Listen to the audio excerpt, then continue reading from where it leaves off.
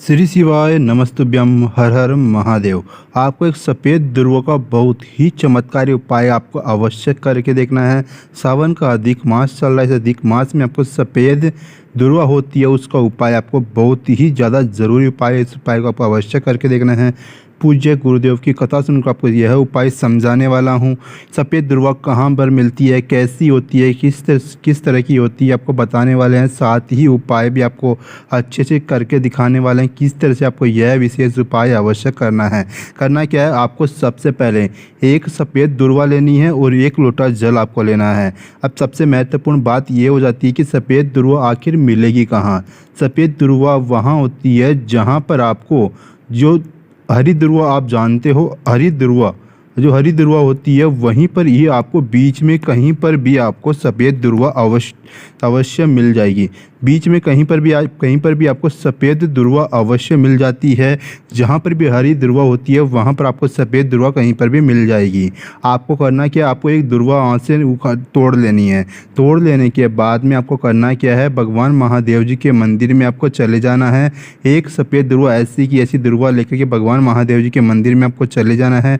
मंदिर में जाने के बाद में आपको करना क्या है, सबसे पहले भगवान महादेव जी के शिवलिंग के ऊपर आपको सफ़ेद दुर्वा समर्पित कर देनी है। समर्पित कैसे करनी है, समर्पित करते समय आपको अवधूतेश्वर महादेव जी का स्मरण करना है।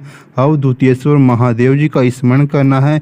इसके साथ ही आपको भगवान कुंदकेश्वर महादेव जी का भी स्मरण करना है। कुंदकेश्वर महादेव जी का भी आपको स्मरण करते हुए आपको एक दुर्वा भगवान महादेव जी के शिवलिंग के ऊपर आपको समर्पित कर देनी है। समर्पित कर देने के बाद में जो 1 लोटा जल आप लेकर के अपने साथ गए हो, उस लोटे जल को भगवान महादेव जी के शिवलिंग के ऊपर, उस दुर्वा के ऊपर आपको धीरे धीरे समर्पित कर देना है। अवधूतेश्वर और कुंदकेश्वर महादेव का नाम लेते हुए आपको यह विशेष उपाय अवश्य करना है।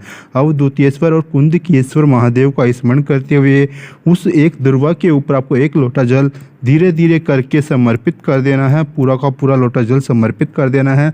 उसके बाद में करना क्या है, सबसे महत्वपूर्ण बात आपको करना क्या है, उसी पात्र के अंदर, उसी लोटे के अंदर आपको यहाँ पर जलाधारी होती है, यहाँ पर आपको लगा लेना है।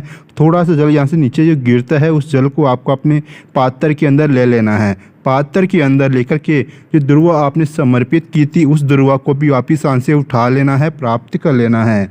उस दुर्वा को वहाँ से प्राप्त कर लेना है। प्राप्त करने के बाद में करना क्या है, थोड़ा सा जल और दुर्वा लेकर के आपको अपने घर पर चले जाना है। घर पर यह उपाय अवश्य करना है। अब मान लो आपके घर परिवार में कोई ऐसा व्यक्ति है जो बहुत ज़्यादा बीमार रहता हो, उसको कोई गंभीर बीमारी हो गई हो या फिर कोई डायलिसिस पे चल रहा हो, तो यह विशेष उपाय अवश्य करना चाहिए।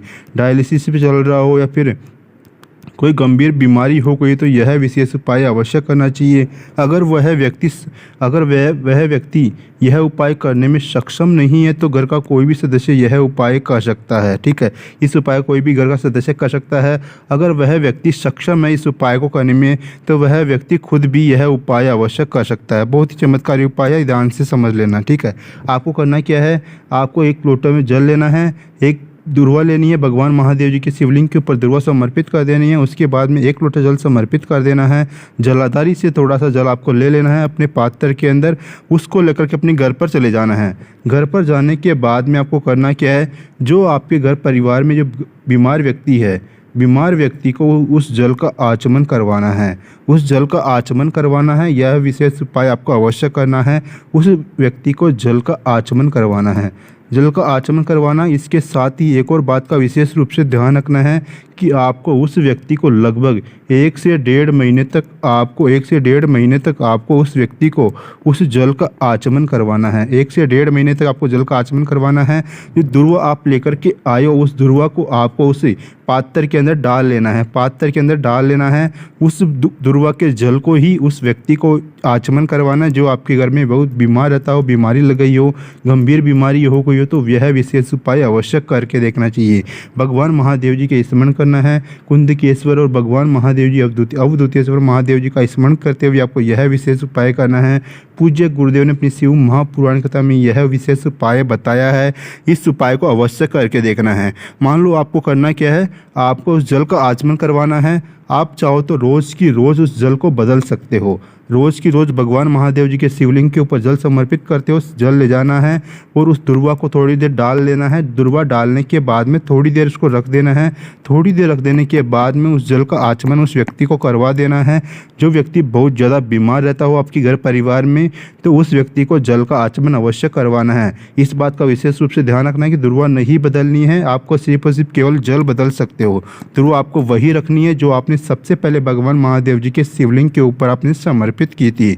इस विशेष उपाय को किसी भी महीने की शिवरात्रि के दिन आप कर सकते हो।